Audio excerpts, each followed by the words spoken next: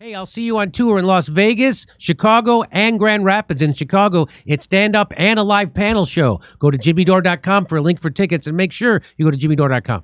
Joe Biden called into Morning Joe Ball, and this describes it as a very defiant and frustrated Joe Biden on Morning Joe dares the elites in the Democratic Party to challenge him at the convention. So this has really happened. So listen to this. The American public is not going to move away from me as an average voter. And again, I'm here for two reasons, pal. One, to rebuild the economy for hardworking middle-class people, give everybody a shot. Just a straight shot. Everybody. Okay, Jack, shot.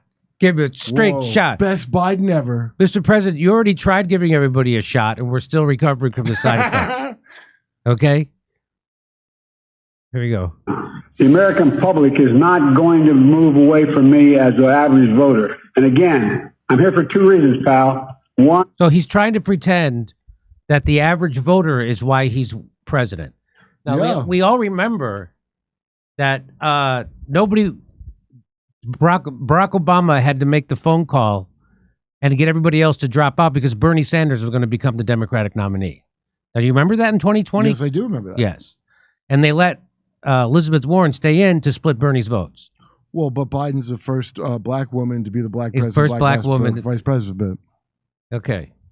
The American public is not going to move away from me as an average voter. And again, I'm here for two reasons, pal. One, to rebuild the economy for hardworking middle-class people, give everybody a shot. Just a straight shot. Everybody gets a fair chance. You mandated that shot. The Supreme Court overturned you. A free shot and a booster. And a booster. Number one. Number two. Remember all this talk about... Number two, I did in my pants right in front of Macron. Okay, I can't stop. The American public is not going to move away from me as an average voter. And again, I'm here for two reasons, pal. One, to rebuild the economy for hardworking middle-class people, give everybody a shot. Just a straight shot. Everybody gets a fair chance. Number one. Number two, remember all this talk about how I don't have the black support? Come on, give me a break. Oh. That's it. You got... All he says is, come on, give me a break. Joe better watch it, Joe Scarborough, because he's about to not be black any second now. Any second. I love how he just has to sit there and take it. Yeah. Okay. Come with me. Watch. I'm getting so frustrated by the elites. Now, I'm not talking about you guys, but about the elites in the party. I'm not talking about you slowpokes. I'm not talking about you. I'm not talking about you guys who host a television show. They're not the elite. By the way, Joe Scarborough called for you to drop out. He likes this Scarborough kid. So you are talking about him. Okay, hang on. Jack. I like how he says, you're not the elites. You guys are just scrubs. You guys are you're the B team. Come on, give me a break. Come with me. Watch. I'm getting so frustrated by the elites. Now, I'm not talking about you guys, but about the elites. The elites. Keith Olbermann? Who does he consider the elites now? Anybody who could make it to a urinal? Without standing there peeing randomly? I don't know. What does he mean elite? Here we go. The party, who they know so much more. But any of these guys don't think I should run against me. Go ahead, announce for president. Challenge me at the convention. Oh, it's called a shadow government, Mr. President. They stay in the shadows. Run against you. So there he is. He has a shot. F you. If you can't F you.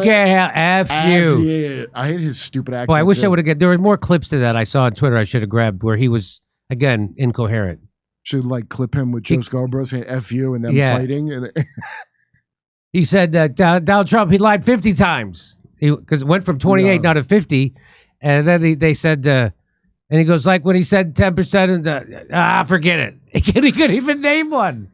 I can't believe I don't have that clip. Do you know Donald Trump had over 80,000 lies during his... now, sure, I'll give him 10,000 lies. Yeah. I'll give Biden 30 lies at the debate. But the 80 lies, Jimmy? That's too many lies. So you want to hear...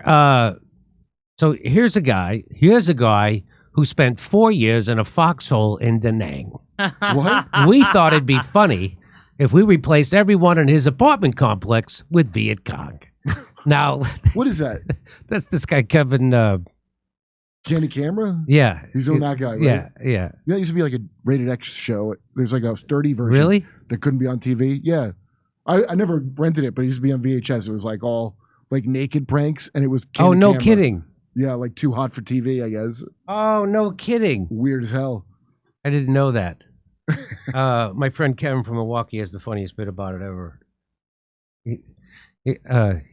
He would do all those. Here's a guy who spent 4 years in a Fox. So it was Alan Funt. Oh, right. Okay. Alan Funt. In Da Nang. Yeah. We thought it'd be funny if we replaced everyone in his apartment complex with Viet Cong. Now let's watch the fun as he goes to pay his rent. You know what? He was better than Bob Saget as the video guy. Yeah, I mean, Bob was he was good. I like Bob. He was a nice guy. I mean, as an announcer of the things. Yeah. So now this is Representative Adam Smith. He says the quiet part out loud how the elites and the Democratic establishment didn't want Bernie Sanders in 2020 and picked Joe Biden. So Joe Biden's saying it's the elites who don't want him in. It's the regular people. The only reason you're in is because of the elites. Here we go. Watch this. I got to make one other point. Yeah. So the president talked today about how now it's all the elites who are trying to force him out. Right. Let's remember what happened in 2020. Okay. The president did not run a great primary campaign. He lost badly in Iowa, New Hampshire, and Nevada. He came out of Nevada, and Bernie Sanders looked like the presumptive nominee. And this exact same group of people, the elites, that the president is now deriding as elites. And by the way, they're not. They're Democrats. Okay. They're party operatives, they're donors, they're volunteers, decided. And I like how he said the party operatives, the donors, the volunteers. They decided. The volunteers decided? The volunteers decided that. The Bernie supporters out there, I'm not judging this positively or negatively, they decided they didn't want Bernie Sanders to be the nominee. Really? So operatives? So operatives? Not the actual people voting, just people that work in getting people elected. Yes, so this not the voters. The voters were picking Bernie Sanders. So Biden's right to be talking to the elites. So he's going to tell that's so right. So Biden's saying, "Hey, I know you put me in, but fuck yourself." That's what he's saying. So let's listen to this. Ready? Right. He lost badly in Iowa, New Hampshire, and Nevada. He came out of Nevada, and Bernie Sanders looked like the presumptive nominee. And this exact same group of people, the elites, that the president is now deriding as elites. And by the way, they're not. They're Democrats. Okay, they're party. They're not elites. They're Democrats. Party operatives, donors. So listen, he says they're party operatives. They're donors. They're donors. They're volunteers. They're volunteers. Did he just throw in volunteer at the end? Yes. To like try to make something that wasn't purely. Deep state sounding. The people hey, when you're done stuffing those envelopes, I need you to jump on a Zoom call with Obama and Jamie Dimon to talk about getting Buttigieg and Klobuchar to drop out and endorse Biden. When you're done doing your door knocking today, I need you to hop on a Zoom with Obama so we can make sure that Joe Biden. Who's that kid that gets coffee? Get on the horn with Obama. Get him. We got a Zoom call. Tell him we got a.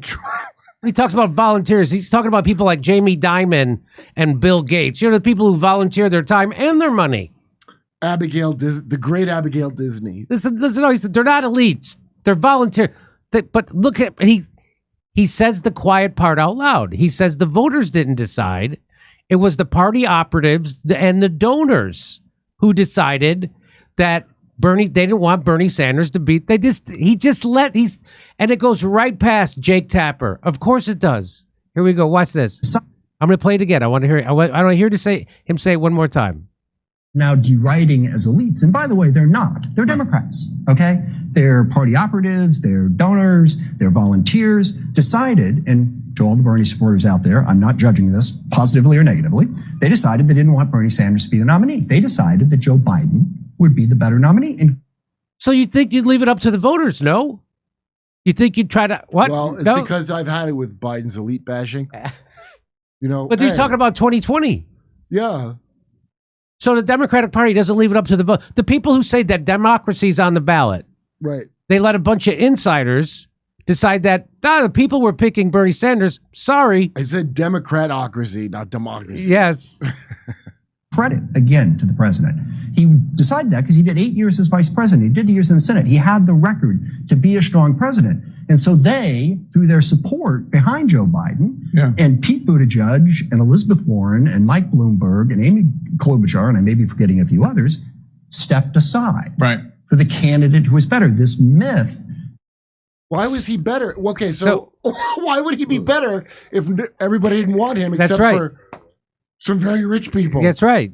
So this is the party that says democracy's on the ballot. They decided to rig their primary, have all those people step aside, and then at the behest of the donor class. That's what he's saying. The donors decided, and party operatives, we gotta submarine this guy Bernie Sanders, who's going to become the nominee.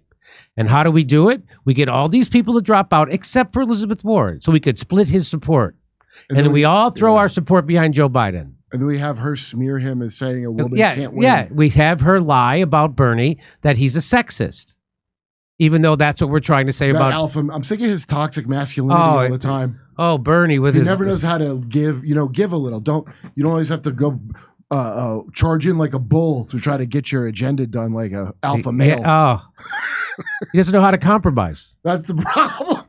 Somehow Joe Biden came in and rescued us. It has been a nationwide movement since Donald Trump was elected president. And in 2020, that nationwide movement said, Joe, you're the best guy, let's go. Right now, they don't. It wasn't because they thought Joe Biden was the best guy to win the presidency. They didn't want Bernie Sanders and his brand of lefty progressivism as president. The donor class wanted a reliable tool like Joe Biden. Who's the donor class? Wall Street, mostly Wall Street, wanted to make sure that Joe Biden was president and not Bernie Sanders, because Bernie Sanders might actually regulate them a little. Maybe he wouldn't. Now we know he wouldn't do anything. That's the whole thing. He's the biggest pushover. He's worse than Biden. Yes. But they don't even like the way he talks. That's right. I don't even want to hear that billionaires. Millionaires and billionaires. Yeah. You got to talk like... And the insurance companies and the big pharma, they didn't want to hear Bernie Sanders talking about Medicare for all. Yeah. Nothing. And so they're the ones who chose. So again, you don't get to vote. This idea that you get your candidates are chosen by a donor class. Okay. He is. So I'll play that all the way through. I got to make one other point. Yeah. So the president talked today about how now it's all the elites who are trying to force him out. Right. Let's remember what happened in 2020. Okay. The president did not run a great primary campaign. He lost badly in Iowa, New Hampshire, and Nevada. He's losing his ass off. He came out of Nevada, and Bernie Sanders looked like the presumptive nominee. And this exact same group of people, the elites, that the president is now deriding as elites. And by the way, they're not. They're Democrats, okay? They're party operatives, they're donors, they're volunteers, decided, and to all the Bernie supporters out there, I'm not judging this positively or negatively, they decided they didn't want Bernie Sanders to be the nominee. They decided that Joe Biden would be the better nominee. And credit, again, to the president. He decided that because he did 8 years as vice president. He did the years in the Senate. He had the record to be a strong president. And so they, through their support behind Joe Biden, and Pete Buttigieg and Elizabeth Warren and Mike Bloomberg and Amy Klobuchar, and I may be forgetting a few others, stepped aside for the candidate who was better. This myth that somehow Joe Biden came in and rescued us, it has been a nationwide movement since Donald Trump was elected president. And in 2020, that nationwide movement said, Joe, you're the best guy, let's go. Right now, they don't think he is. So let's just remember, looking for Obama's hidden hand and candidates coalescing around Biden. Pressure increases on Mike Bloomberg as candidates exit the race and back Joe Biden.